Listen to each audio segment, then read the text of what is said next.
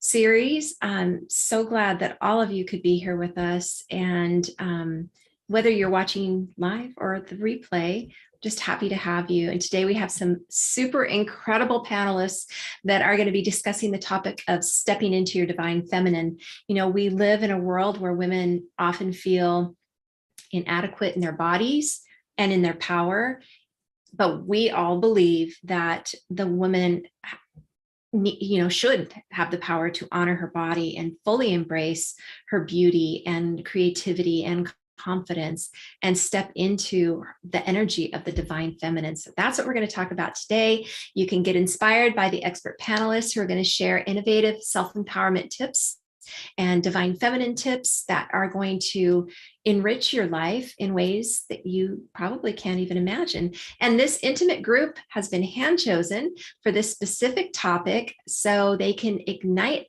these conversations amongst you or even in your head.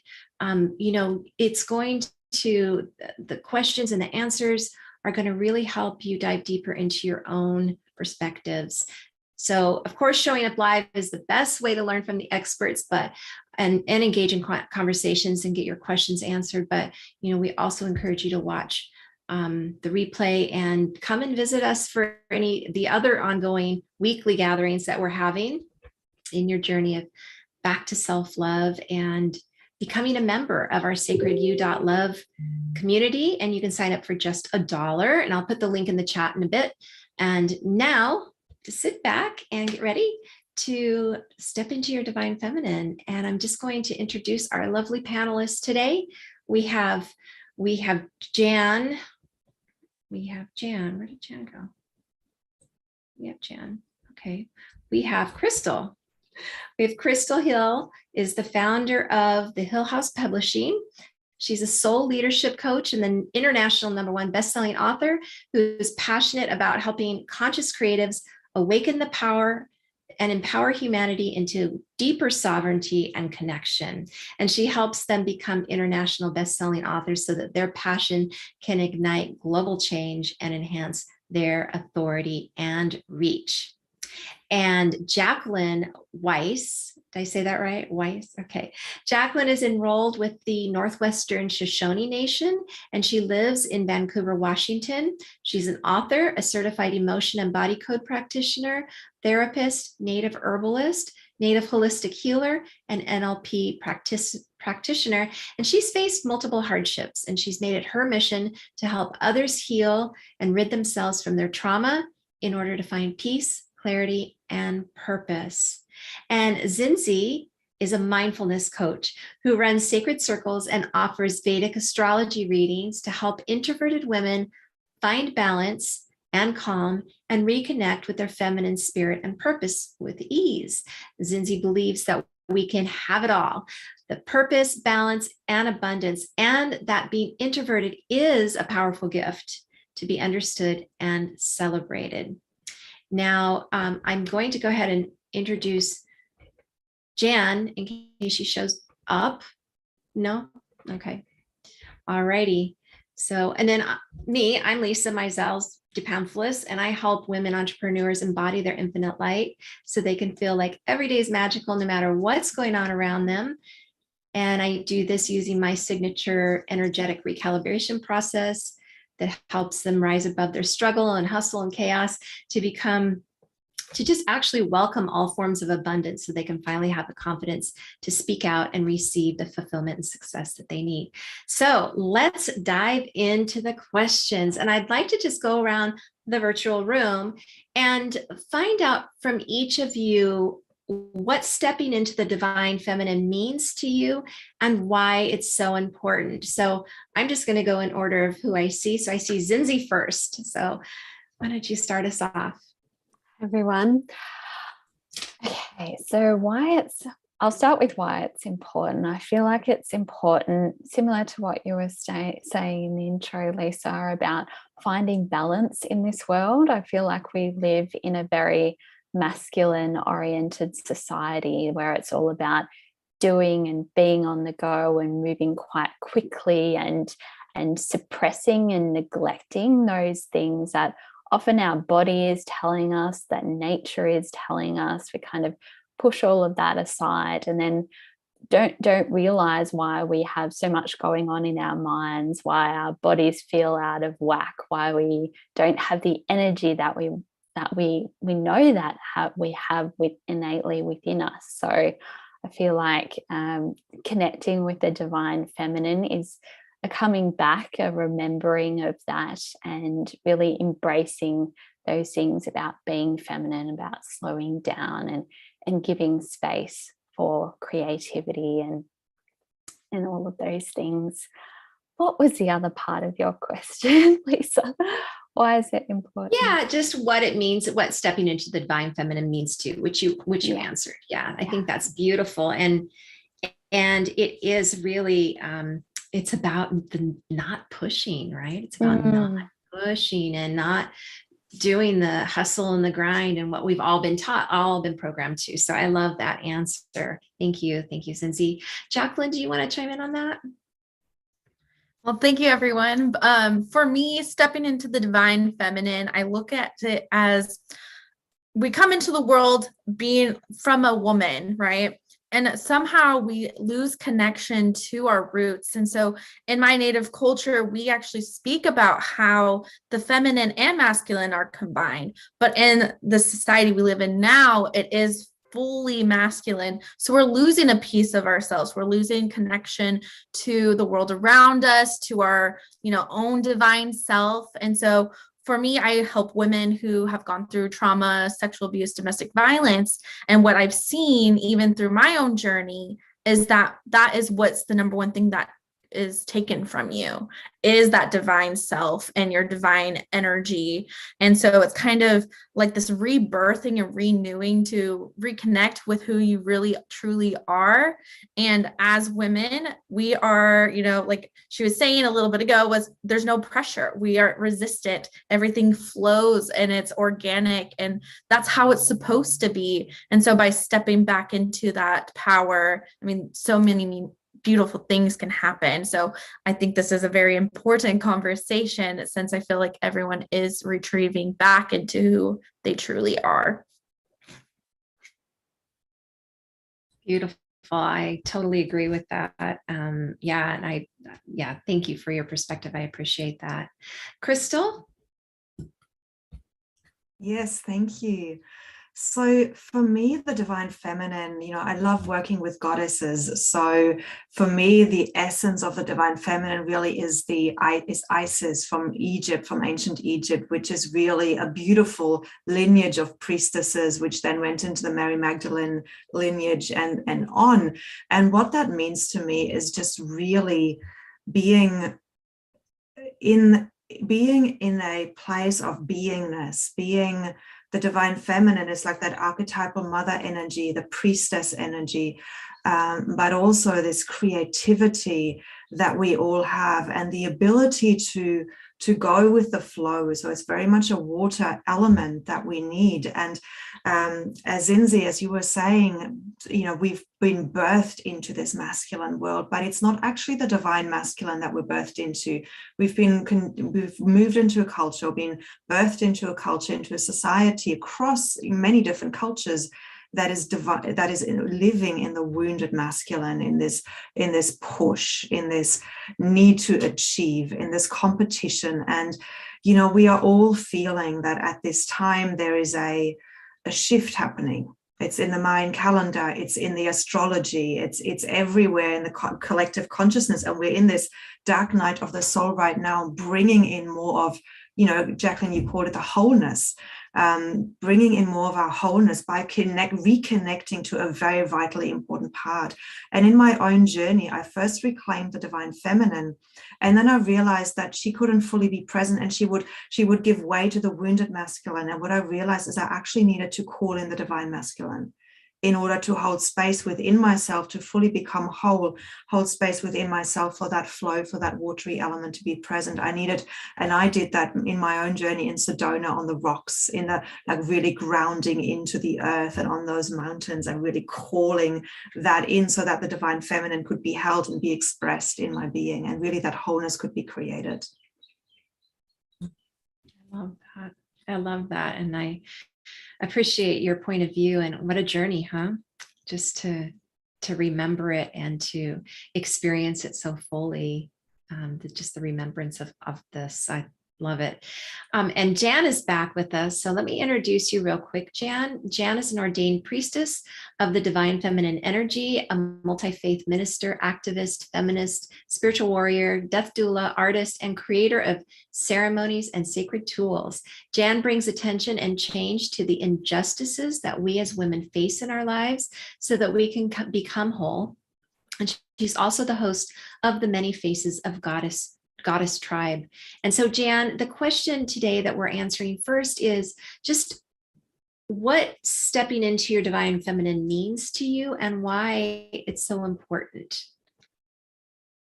So if you can unmute yourself and answer, that would be great.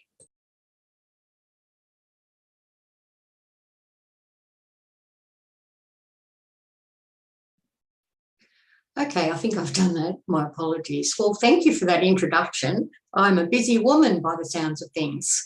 So to me, I come from a different angle, I guess, because I am a priestess. And to me, my stepping into the divine feminine was actually going into service to Goddess. So I come from a bit of a different background for this panel, I guess, bringing the spirituality more into it. But exactly the same as everyone has said, Zinzi, Crystal, Jacqueline, what you've described is exactly the calling that I had. So to me, it was a spiritual journey, and the divine feminine called to me probably when I was in my late 40s. I'm 65 now, probably when I was in my late 40s, because of my life experience being with trauma and sexual abuse.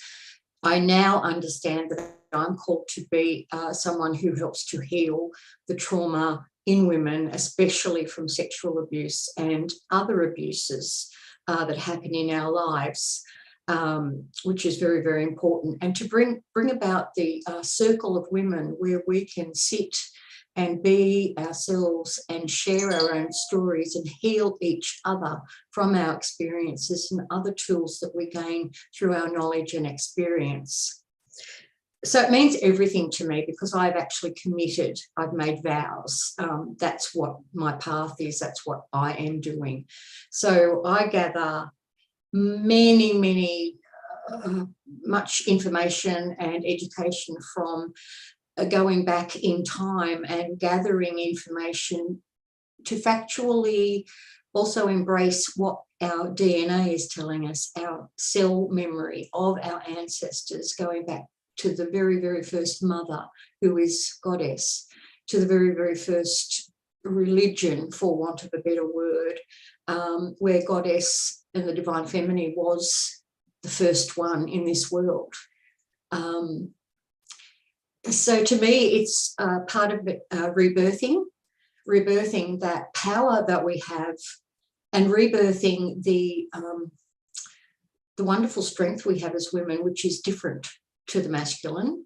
I serve the feminine again because of our patriarchy that we live in, and there is no balance. And while women are being traumatized, and while women are being abused, and while women suffer from genital torture, etc., and our world is being raped by people after minerals and things like that, we need to step up and bring in that healing mother energy back into the world. And she's been quite insistent about that. And the rise of women that I have noticed, all these groups, and the rise of women coming into their own is a calling. She's actually calling for us now to stand and be who we are meant to be. That's, I could go on forever, but that's it in a nutshell for me. Yeah, that's beautiful. Very well said. Summarized, and I think it's great. I mean, all of you have said perfect parts of all of this, and we can see that there's a thread that goes through the whole thing. One thing that I think, Crystal, you had mentioned that I would be interested in hearing more about is balancing the divine feminine with how the wounded, so learning a little bit more about the wounded masculine and what that looks like in our society, and how we can balance our divine feminine so we can become whole. So Crystal, do you want to start with that? Yeah, absolutely. Thank you. I blanked. The first part of the question, remind me, please. The wounded masculine, how it looks, and how we balance with the divine. Look, I think we've been so conditioned. We've been birthed by parents, or by mothers in particular, who have ancestral trauma in their DNA. And we not only then absorb that ancestral trauma, but we're also bringing our own from our other lives and from our soul lineage. So it's like we're coming in, and we have to remember. That's what I feel like. And especially in this lifetime, it's a time where many light workers are saying, well, this is the lifetime where we're going to resolve all of this wounded masculine energy that we've been accumulating over the lifetimes and over the generations, to let that go. And so what that looks like is the feeling of inadequacy. The wounded masculine expresses it in aggression. The wounded feminine expresses it in victimhood. So, and we all have both of them within us, and we kind of pendulum from one to the other. We're all an aggressor in some areas of our lives, or have been, and we're all a victim in others. And so it's really the task of this generation, of this life, of this era, not generation, we're so many generations here, but the task of this era is to embrace all this dysfunctionality within ourselves and within the world, to love it back into wholeness by accepting it first and foremost, and by continuing to come back to the highest intention, the goddess, the whatever we want to call it, Beautiful. I love that. Thank you so much. Does anybody else want to add to that about the wounded masculine and how we balance? I think there's something really Go ahead, and then Jacqueline, you can talk. Yeah, something really special as well is when the masculine is not wounded, when it's in its full strength and embodiment, like doesn't see the feminine as something to attack or to suppress or to like push down or denigrate in any way. It's a like supporting that balance and really wanting to honor that and prop that up and worship that. I think is like on the flip side of that can be a really beautiful thing. So I think it's really great what Crystal's point out in being able to recognize that we have all of those things going on within us as well. And as the more that we become aware of that, the more that we can then start to notice and take a breath and not necessarily dive into that quick reactivity, just giving that a bit more space, then can allow those emotions to, whether it's emotions or some kind of a physical response, that when we have more space, and it can diffuse, it can show up as whether it's meant to be in that form, but it doesn't need to have that fire and that heat and that energy necessarily. It can be more that gentle light and supportive energy. I love that. Thank you, Zinzi. Jacqueline, did you want to?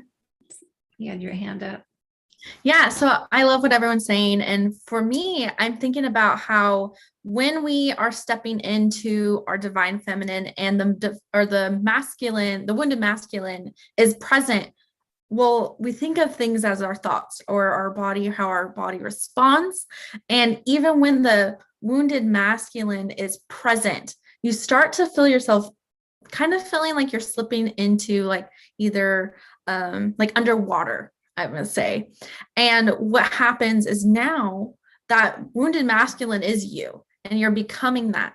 And when you're in your divine power, your divine feminine, or you have balance on each masculine and feminine, it's like this blissfulness.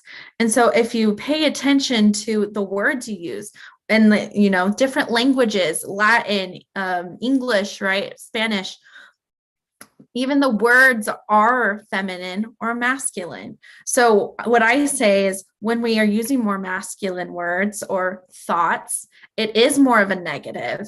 And so when we shift and bring alignment to the divine masculine and feminine, even your language changes, your thoughts change, the way you present yourself changes. The masculinity is what pushes us down and we lose confidence. But when we have that confidence on a feminine side, it's not egotistical, it's this power, it's passion. So even when we bring balance and how we do so, I know we'll end up discussing that, it's just thinking of it as, where am I disconnected in myself? And tuning into that and bringing that balance back and restoring your masculine and your femininity, I think, is a beautiful process. Yeah, that's awesome. Thank you for that. I love how you talk about it. And it's true. We do have masculine, feminine words, and it's so important to feel in your body where you are, what you're feeling, and the space that comes with the divine feminine is something really special. And we have to create that. I mean, we have to have that space so that we can create. So just think of the womb, right? So I love that. Thank you. Jan, did you want to add anything? Yes, thank you. I think it's important. I'm not quite sure, I don't work with a lot of men, but I'm not quite sure how much they're being called to their higher selves right now. I know the feminine is working overtime to get us women to step up and be healed, so we can be the change that happens in the world. I do pray that there are masculine groups around. I do know of one man who is actually working with men to heal them and heal their own traumas in their own spaces. But that's very important, because as women, historically, we have been put down a lot. So we have, I believe, more traumas than the male, although the male has different traumas. So we can't actually grab them and take them as a project and try and make them better as women, but that's what we want to do all the time. We're the nurturers, we're the mums, and we're the ones that want to fix things desperately. So a relationship isn't very good when you try and rescue somebody, from experience personally. So I think it's important that we know we need to heal ourselves, and then we can help the trauma of the masculine.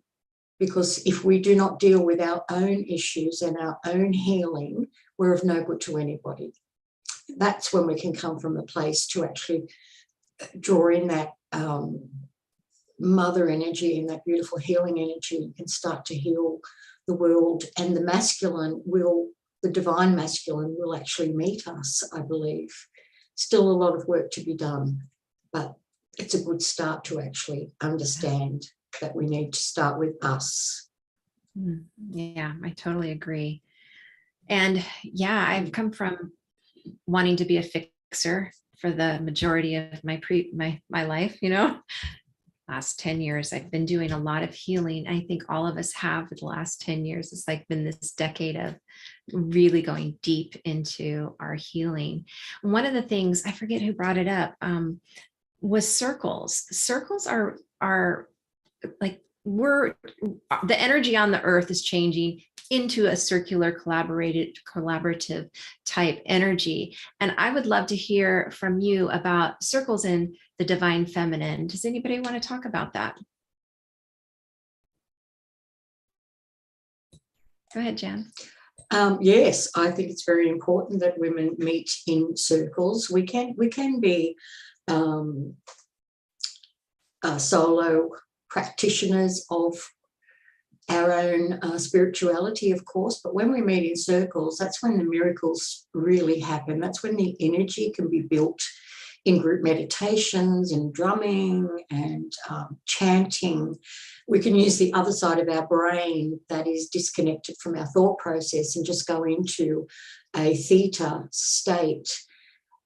And if our circles are a healing space where women can feel safe, can say anything they wish to say, can do whatever they need to do, and it's a safe place to know that other women have got your back, to know that other women have done some work on themselves as well. So you can come into a safety place and do the healing. But the power of the circle is felt. It's felt.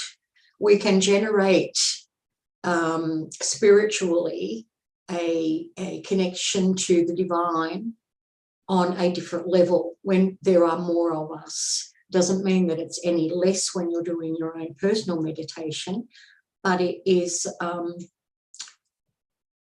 I guess, echoed and built upon. I really can't think of the right word to say right now, but you get my drift, I'm sure. Yeah, I love I love the word echo, because that's what happens. It just like the ripple effect. Yes, a ripple. That's right. Mm-hmm. That's a better word. Thank you. Yeah, you're welcome. Thank you. Crystal, and then Zinzi, I think. Okay. Crystal, and then Zinzi. I was going to offer another word as amplification. Like when we're in circle, everything amplifies. It amplifies our own resonance, just like if we want to give a scientific explanation of this, when you plug a guitar string that resonates at a certain frequency, and there's another guitar in the room that then gets activated and also starts humming. And it's the same with us, because we are made of frequency, we are made of vibration, we are vibrating all the time. So when we're coming into an intentional space of circle with the intention to heal and to step into our divine feminine essence and to our divine masculine, and if the facilitator is holding that, it resonates with that part within all the participants we all have it within us, but it gets activated. And so that for me is really the power of circle. And I've run a lot of workshops where we intentionally come together for this purpose of becoming whole and connecting from this beautiful heart space, from that feminine essence. And it really does something that we can then take into our lives. So circles, I feel, are really important activators and igniters and catalysts to take this intention then into the rest of our lives. And, I do feel men are doing this work as well. Absolutely. I've been talking to them. And what happens for the men, as we women become more empowered, as we are reconnecting to our essence, our divine feminine, they're suddenly feeling, well, what's my place in the world? Suddenly the woman is empowered, they don't need me anymore. And I'm not here to shut them down anymore. So what do I do? What is my role? How do I now tap into my divine masculine? So they equally need as much support. And they're actually on the collective, they're in a huge identity crisis right now. That's what I'm feeling. And so they are, and as you said, Jan, they're needing us to guide, to help be strong and meet them from that place of love, so that they can step up into that divine masculine and also their divine feminine, because that is equally needed, just like we need to embrace our divine masculine as well. Perfect. Thank you, Crystal. Zinzi? I will be echoing what Jan and Crystal have already shared. I think you completely have hit the nail on the head with describing circles and how it's a space really for anyone that hasn't been to a women's circle together, bringing women together, and that gives you that permission. Sometimes we feel we need permission and that real encouragement to be in your femininity. It's not putting anything aside anymore, dropping any persona that you might be adopting in the workplace to come together and connect with other women and be fully in that. It's absolutely everything is welcome, that you can share stories, share struggles, experiences, lean on your other sisters for support, and to, yeah, just be a completely safe space, as Jan was saying. And there's something really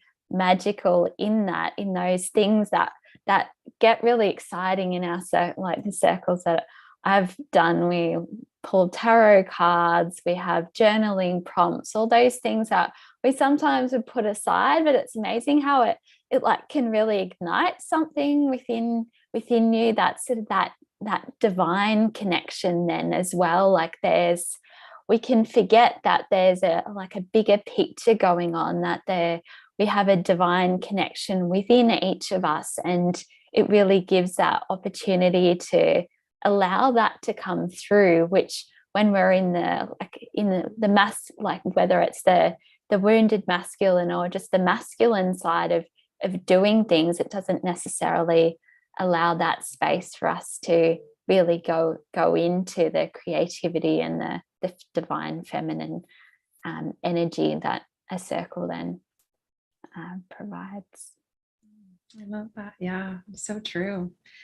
I know personally, I have been connecting with a lot more women than I ever have before, because I worked in the corporate, it was competitive, and that was the mindset back then. And so it is super, super important to be connecting and giving permission, and everything everybody said. Okay, so we have a question from the audience, and this is from Josette and Mariana. I would love if you had any questions, you can type them in the chat or you can come on screen. But Josette wants to know, can anyone share their insight in as a woman using the divine feminine and the divine masculine in tandem within? Is there a practice that anyone can offer? Great question. Yes. Jacqueline. Yeah, so I know she's asking what you're doing, how. So when you combine the feminine and masculine, when you work them together, that means you're working on your belief systems. That means you're working on your emotions. That means you're working within yourself and connecting deeper into how you think, how you live, what your daily activities are. And when you do that, it's like the balance. So journaling helps, doing different meditations can help.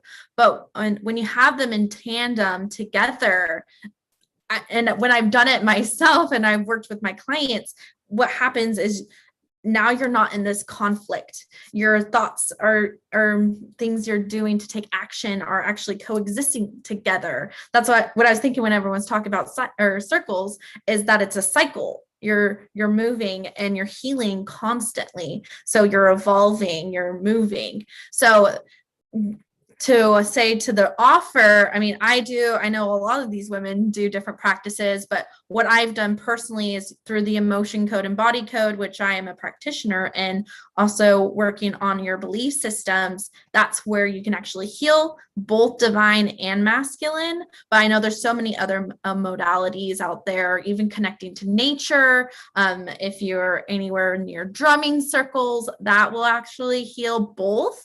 And so I love this conversation, but we also can do it together. So that's what's beautiful about it. So hopefully that answered your question. Yeah, that's great. Can I answer that, Lisa? Yes, I think Jacqueline's described it beautifully. And the word that stood out for me as well is that idea of a cycle as well, that I like thinking of, that whether they're necessarily in tandem at the exact same time, or you're looking at your day and how it's balancing, like to create a cycle of having space for, whether it's meditation, for just pure silence, for having space, whether it's getting up a little bit earlier in the morning to embrace the quiet, or listening to the birds, embracing more of the feminine before potentially moving into more of the masculine, of starting to do the work and do the things and setting up the day, or and in the masculine side of things, being a bit more organized, like what structure can you give yourself and your day to really support you to have that quiet time, or that peaceful time, or that creative time to balance out.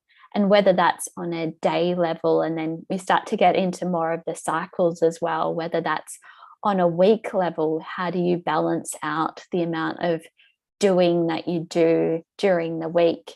Is it that you get to the weekend and then you're trying to do more again, meet with different people and create more things and do more things? How is that balancing out as well, so we can create more of a cycle that supports both sides of things without just being so much in the doing and the moving, rather sort of balancing out with some slowing down as well? Yeah, I thank you for that. That leads to the next question, which you just answered perfectly, but I don't know. I know a lot of you have some different ideas too. So in addition to Josette's tips of how to use the masculine and feminine in tandem, it's like what does the disconnection look like? How do you recognize it? And then how do you balance it? So would anybody like to answer that question? Yes, I would like to answer that question. In my experience, it's really, really good to have some kind of ritual. Now, a ritual is something that you just do every day, like brushing your teeth before you go to bed. So having a connection time and a ritual for yourself to connect to the divine, or whatever you would like to call that, is okay. So you bring balance into yourself with that connection. And once you are connecting on a regular basis, and that might be scary to people, I'd like to say to people, actually connecting to the divine or praying or meditating can be as simple as having a conversation, as starting off each morning saying, I give you my day. Today, I absolutely hand over everything to you. Or can you help me find a time that I can actually connect with you during every day? And once we do have that connection, it seems to me that it is a natural progression. Because of that connection, you'll be brought into a balance if you just listen, if you feel the feelings. That connection can come in many different ways. You can actually hear words sometimes, or just a feeling of absolute love and protection, and the answers will come. So also it comes naturally if you're having a ritual of connection each day. It makes it easier for you, and you'll find that you're actually led in the right direction of where to go, because it can actually be so confusing. And so we're busy with our lives all the time, and people are saying, come and do this and come and do that and come and do this and come and do that, and you don't know where you are. So if you do connect, that act of connection will actually guide you to go where you're meant to be for your higher self. So that's also a way to bring in that balance. I love that. And I just have a quick story. When I first had my business full time, I went totally do, push the first year, because that was what I was used to doing. And I burnt out, and I got this message to just go walk the property. And I was walking the property. I'm like, okay, what am I supposed to be? Guide me. What am I supposed to be doing? And we had quartz crystals on the property. So I was just picking up pockets full of quartz crystals. And I just kept hearing the words allowing and receiving. And so it was the act of me letting go of anything else besides picking up rocks, which made no sense to me, but it didn't need to make sense. That was my analytical mind, right? And so it was that space that I needed to just be and have and just be and listen and to my guidance. So I love what you were saying. Yeah. So Yes, Crystal. So I want to add to all of that. For me, there's two words that come to mind, and one is embodiment and the other one is spaciousness. So in answer to that question about how can we integrate these divine feminine, divine masculine aspects within ourselves, I've actually run workshops where I put on some what is perceived as masculine music, like, you know, with heavy rhythm and with, you know, powerful warrior energy, and then allow the participants, or, you know, you can do this at home, just allow yourself to just let your body take over and respond to the music. And when we respond in that way, we activate this divine masculine strength in us, the earthiness, the groundedness. And then we can do the same with the feminine, you know, put on some really sensual, beautiful music, and again, allow your body to respond to that and dance to it and really activate that. And then at the end, sometimes it's just about stillness or something very neutral or no music at all. And then just weave them, like just seeing how, you know, how they want to weave within you, what they want to do until you come into this beautiful kind of stillness where you're resonating still in both the masculine and the feminine energy, and you're kind of feeling it resonating and vibrating through your body. And it's just, and that then creates a spaciousness and a real deep connection to who we truly are. And so when the second point is about the spaciousness, Jan, when you were talking about, you know, just finding the stillness, an exercise that I've actually done is whenever I'm finding myself going into the do, and I'm feeling my heart contracting, or I'm feeling, oh my God, I'm just, you know, in this, I actually pause and I close my eyes for a minute and I come back to my breath, consciously kind of breathing in a connection to my higher self, a connection to the earth, a connection to my heart, so that we come back into the, you know, the divine feminine is very much in the spaciousness and the allowing and the receiving, as you said, Lisa. And when we can have reminders, you know, even set yourself an alarm on your phone on the hour, every hour, and just check in. Where am I at in my being? Am I in the doing, or am I calm and focused? So I mean, the divine masculine's got my back, and I can do the things, but I'm doing it in a kind of with a spaciousness around. Well, yeah, yummy. I love the dance thing. I'm going to try that tonight. I actually have a recorded workshop that I can put the link in for. Oh, that'd be fun. Yeah, that'd be great. So we have another question. Do the panelists agree that the divine feminine informs and the divine masculine responds? If so, are there other characteristics that can help you become aware of where you are operating from, and if you are in the distorted or divine form?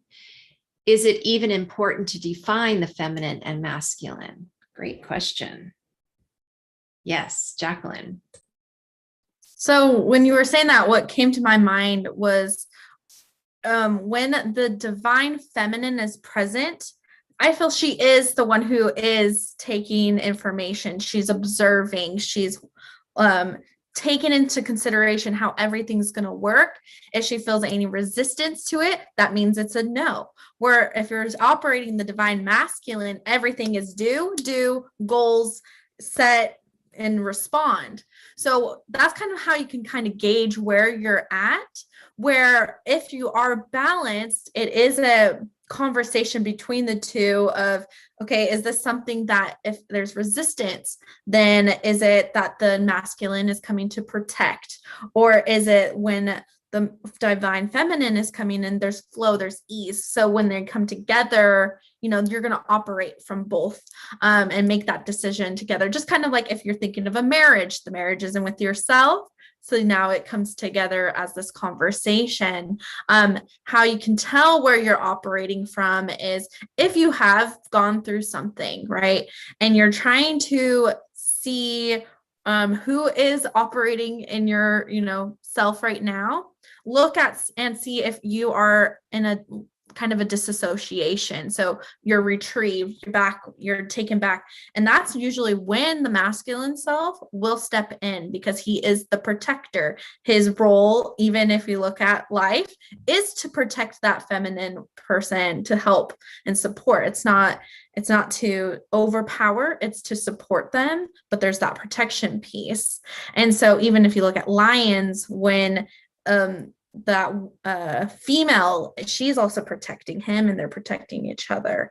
So to, define and refine yourself is kind of looking in within yourself. Fill out, are you responding, are you retreating? And that's kind of where you'll find where you're operating from, and then you look at that and find that peace and balance in between them, which means diving deeper into finding who's responding. So I hope that helps. That was great. That was a great explanation. And I also, like, just what came to me when you were talking is, for me, receiving the information. So you're in receptive mode to receiving the guidance and acting on that guidance. And then that's when things are in flow. So you're receiving and you're responding to that guidance. That's how I think of it. Does anybody else want to Yeah, I'd love to add to what Jacqueline's sharing, which I think is so true. Having, like, being able to be aware of those different aspects of tuning in within ourselves. And I feel that it very much, I think part of the question was as well, is it important to define the feminine and masculine? I feel like the most important thing is just, how much do you feel yourself? How aware are you of what's going on inside? How balanced do you feel? If it's feeling really imbalanced, there's probably too much of the one rather than the other. So I feel like that for me is a more important part, rather than whether we label things one way or another. It just creates something else that our egos can get attached to, and then try to, like, manipulate. And then the mind gets involved even more when part of the practice is like we've been speaking about, creating more space and like allowing and tuning in within ourselves. So I think that's more of the practice, to go inside and have that awareness of what's happening within, and listening in. Yeah, it's like when you, Jan, let me just say one thing. It's like when you are in the practice of really being in tune and connected with yourself, you can feel when you're out of alignment. You can feel it just is like, and the more tuned in you get, the more you feel it. And so the quicker you can say, you can do something or something different. So Jan, go ahead. I believe that the masculine and feminine are together anyway. However, as human beings, we need to define things. So it helps us sometimes to either define one or the other. However, the universe, spirit, God, goddess, there is no gender. Most theologians will tell you there is absolutely no gender. We have put genders on the great spirit creator. We have put genders on. However, it's important for us as human beings to actually relate to certain aspects of that great spirit. So that's why I work with the feminine, because the feminine is easier to work with healing-wise, as far as traumatized women go. And the masculine doesn't really come into what I do, because I believe it's all part of the same aspect and the many faces that spirit offers, no matter what you call it, who I lovingly refer to as goddess. So I don't think it is important to really look at them as separate entities, because I believe they're all in the one. Even in the Bible, they talk about, where was that? I can't remember which part, but God as a mother hen with all her chicks. And there's lots of references. There's also references to the feminine power in the Quran and prior to Muhammad. So if we look again through history, we can find different aspects of where that great spirit has met us where we are culturally, and different times during the whole stretch of humanity from when we became aware. So personally, I don't think it's needed. However, we need to understand in a certain way when things are presented to us. Like if we need to think about the masculine as a warrior and a protector, that's okay. But also the feminine and the aspects of goddess has many warrior energies as well that can be connected to. So I think it's great not to get caught up in it, but use it as you will with your own discretion and your own connection. Beautiful advice. Yeah, I love that. Thank you. So we have a little bit more time, not much, maybe 8 minutes left. So I would like to hear from each of you, like your biggest tip around stepping into the feminine. So Zinzi, do you want to start? Biggest tip, I think what I've spoken to already, just creating space. Space and slowing down, allowing that. When we have more space, then we can be more aware of what's going on in our minds, what chatter is happening, how we're speaking to ourselves, what that sounds like. Having that awareness, giving space to that, we can see what's coming up for ourselves and start to allow that to move through.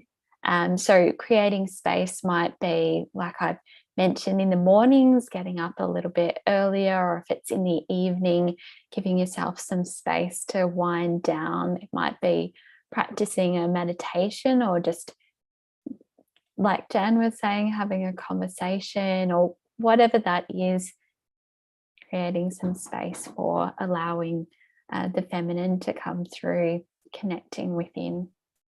Love it. Yeah, exactly. Space is super important. Thank you. Jacqueline, did you want to add a tip? I think that it's important to connect in with yourself and learn how to love and accept who you are, your mind, your body, your spirit, and to continue increasing throughout your life that peace and joy. Because when you allow your divine self to be present, your divine goddess to be present, everything in your life just kind of falls into place. There isn't this resistance. So if you're going through something right now and you feel that resistance, you can call upon your higher self, whatever you believe in, whatever, and your goddess self to actually bring that power and strength into yourself.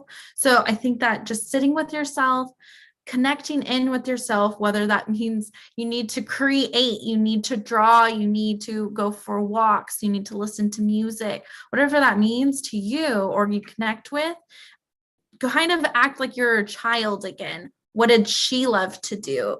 And that's where you'll have that awareness and peace and love and joy in your heart that is going to invite her to be more present and heal within yourself.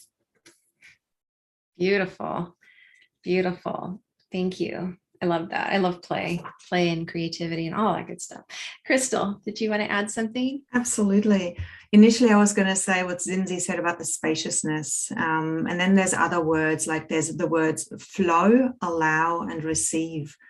So the feminine is in flow. She responds, she doesn't have preconceived ideas. She's able to respond to what happens without trying to fight against and push against what she cannot change. So there's a deep sense of the tip is to allow yourself to surrender to what is, to accept what is, and that then creates this inner spaciousness that then also helps us to connect more with the universe, to connect more with the all that is, and to therefore allow us to tap into the abundance that is there, you know, because there's a receptivity in the feminine. We have the womb, and the womb, you know, we can ask for it to be filled with whatever, you know, we are in this cyclical flow in this with the universe. So allowing ourselves to be in that, not to hold on too tightly to anything, not to hoard or not to give away, but to just have this reciprocal relationship with the world and with the universe,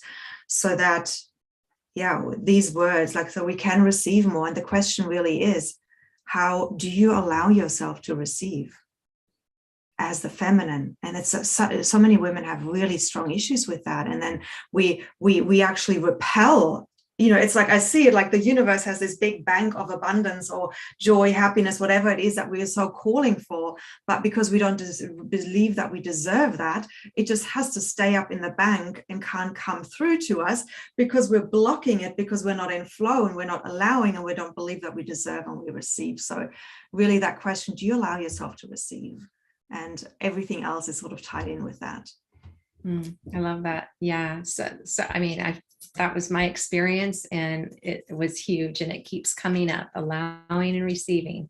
So I love that. So we have somebody watching us on LinkedIn who says, beautiful, allowing, tuning in to feel the spaciousness and finding the balance. Yeah, that's like perfect. And Jan, did you want to wrap it up with a tip? Yes, I've got 10 tips actually, and funnily enough, I came across this just yesterday, and nothing happens. Of course, it's a synchronicity. Nothing happens by chance, I believe, but it all must start with you. The tip must start with you. You have to start with yourself and look within and make yourself a priority. And start to love yourself. If you're, no, I won't go there. It's okay. Okay, so the first tip is reclaim your rest. I don't know if anybody's got little children here, but if you've got some children running around, you know, you don't sleep for about 10 years, I don't think, after you've had a baby. So that's a kind of a difficult time, but we need to reclaim our rest. We need to look at how busy we are, and often as women we feel guilty. We feel guilty for laying on the bed reading a book, or on the lounge and taking a wonderful shower and pampering ourselves in the bathroom for an hour. Things like that. We always put others first. We're programmed to put others first, and we're programmed to, if we take something for ourselves, to feel guilty. We should be doing this, and the shoulda, coulda, wouldas come out. So we need to reprogram ourselves to put ourselves first to regain our connection. So reclaim rest. Have some time where you can just do whatever you want. If you have a day off from work, have a pajama day and don't feel guilty about it. The next one is to embrace your sensuality. However you want to do that, you know, get in touch with your sensual side of being a woman. There again, we have grown up with guilt and shame that we should not be too sexy. We should not dress a certain way. We should not. But we need to give ourselves permission to be sensual, beautiful. We are women. And to be blunt, our clitoris has 8,000 nerve endings. More than any, that's the only organ in the body that is built for pleasure, just for pleasure, has no other function. I'm just throwing it out there. Number 3, journal. It is a pain in the butt, and you have to take time out to actually journal. However, if you do, you can look back at your progress and see some amazing things that happened to you over the years. And it doesn't have to be long and drawn out, but it needs to be just a short what's happening with you. And that, if you connect back to that by reading that journal from a year ago or further, it will bring back where you were at that time. So I encourage that because it's great for growth.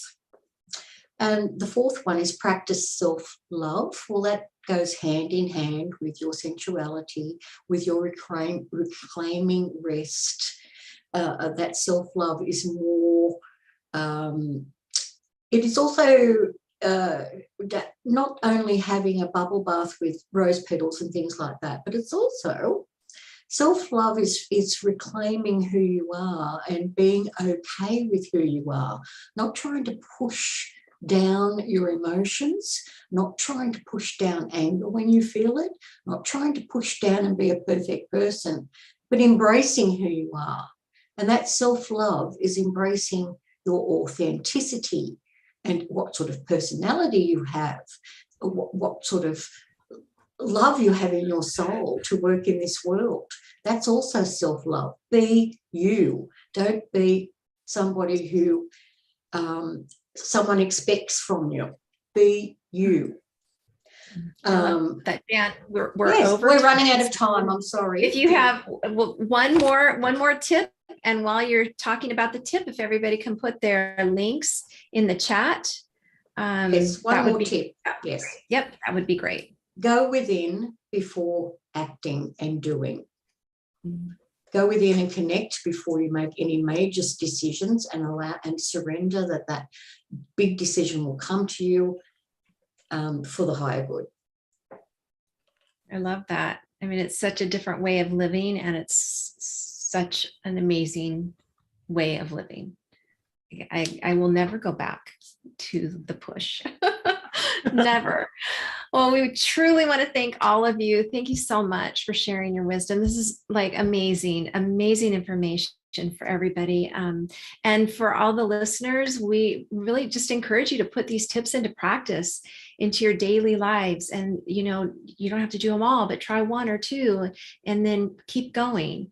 Because when you do this, you can get to know yourself better, and you can have the power to do whatever you want and be who you're here to be. I just think that's what we're reconnecting to, is who we're here to be. We're remembering that. So the panelists have more for you. They're popping their links into the chat, and then you can stay tuned. Next week, we're going to be talking about finding your flow in change. And so I'm going to put the link to the tickets here. It's free.